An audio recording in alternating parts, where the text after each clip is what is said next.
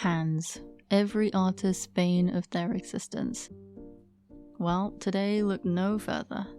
We will be overcoming that struggle, or at least trying to, together, and learning how to draw hands in under 10 minutes. I've been looking through lots and lots of tutorials. Some are super simple and some are way too detailed. So I've tried to merge and piece together some of the parts I like from a few of them to make a hand tutorial that I'm going to try and learn from. So I hope it will be useful for you too. Even if this method might not exactly be accurate, I think it'll give you the skills to go into more detail further down the line. I also suggest looking at your own hands while you try these for reference, or looking at actual photographs of hands rather than just drawings to help you with your study. So it helps you to understand the movements of the joints that you are drawing.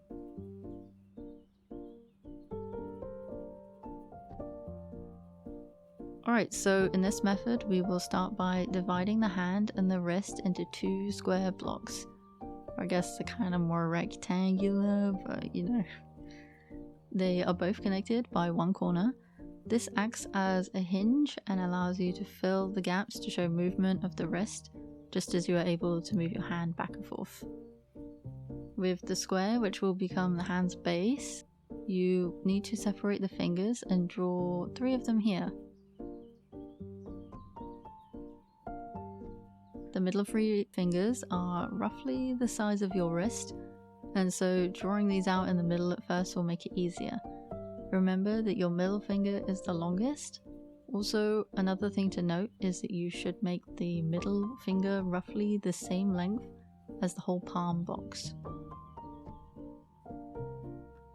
Now we have the first 3 fingers. The other 2 work a little differently and change depending on palm upside or if it's the back of the hand. For the inside palm of the hand, you can separate them with 2 ovals, one thinner for the pinky and one larger and rounder for the thumb. The pinky circle is the full length of the square and the thumb circle is about 2/3 the length and is bigger. Then you need to draw the pinky and the thumb fingers in as well. The pinky is about 2/3 as tall as the next finger and the thumb is about 1/3 or just under the pointer finger. You can use your own hands as reference for this.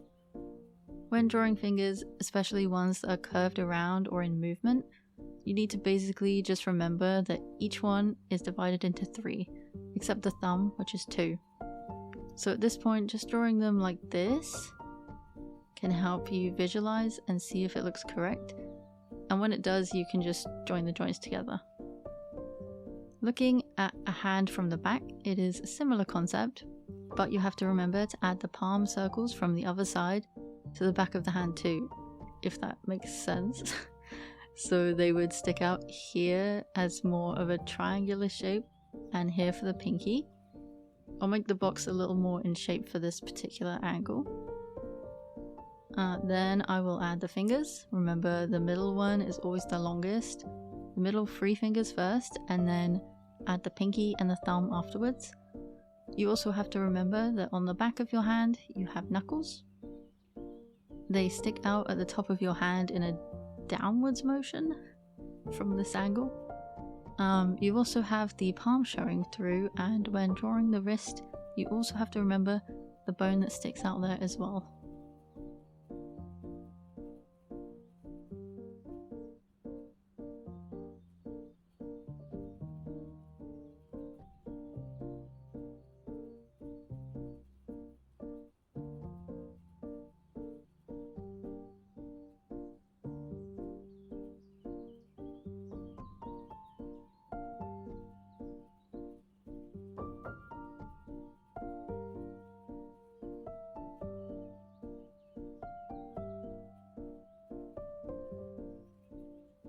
And finally, although I'm not sure if I should have said this at the start, but once you've got all this information in your brain, you can speed up your process by blocking everything out in shapes.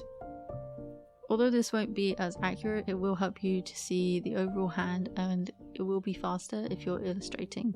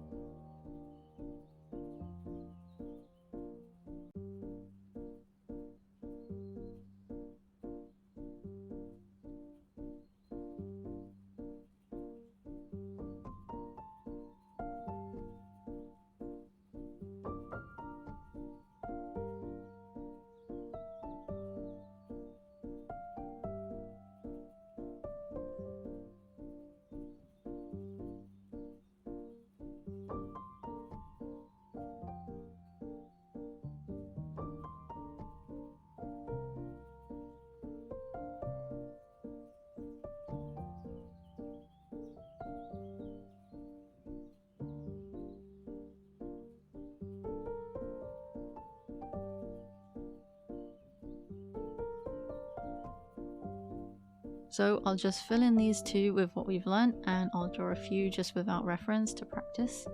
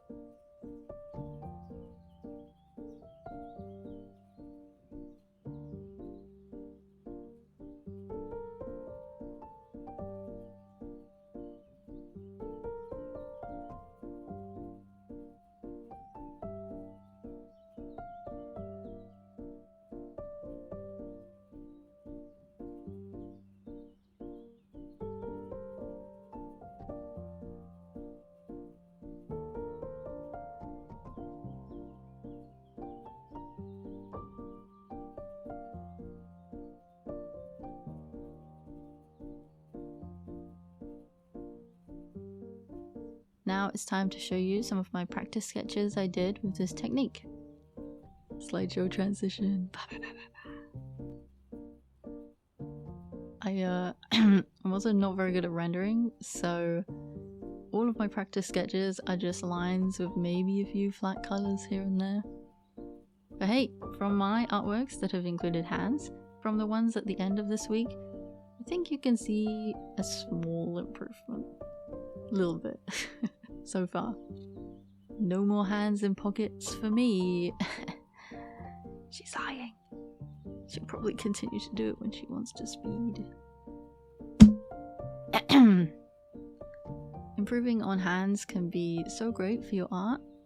You know, it's like, if the hands are amazing, then sometimes you can ignore the rest of whatever's going on. But look at those hands though. So I need to keep practicing and improving. I hope you learned a lot from today's tutorial, and if you liked it, please consider subscribing. Good luck on your drawing hands art journey.